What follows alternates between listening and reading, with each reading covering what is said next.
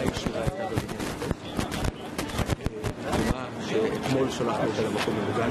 אנחנו מבינים עד כמה זה אסטרטגי קיומי על המדינה שלנו, ולכל אחד מאיתנו יש את התפקיד הקטן. אתם תעשו את הדברים הגדולים, אנחנו ניתן לכם את הגיבוי, זה הכוח שלנו, כולנו ביחד.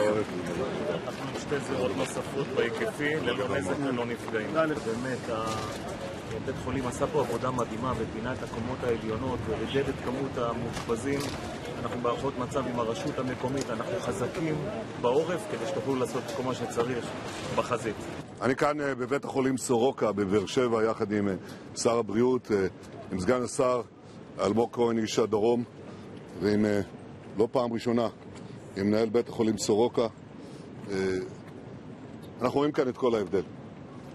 אנחנו פוגעים במדויק במטרות צבאיות, במטרות גרעין, במטרות טילים, והם פוגעים בבית חולים. הם פוגעים בבית חולים שאנשים לא יכולים לקום ולברוח אפילו. הם פוגעים כאן, לא רחוק מכאן. יש כאן מחלקת ילדים ותינוקות. זה כל ההבדל בין דמוקרטיה שפועלת לפי החוק כדי להציל את עצמה מהרוצחים האלה, ומול הרוצחים האלה שמעוניינים להשמיד אותנו, להשמיד כל אחד ואחד מאיתנו עד האחרון שבינינו. אני חושב שזה אומר הכל.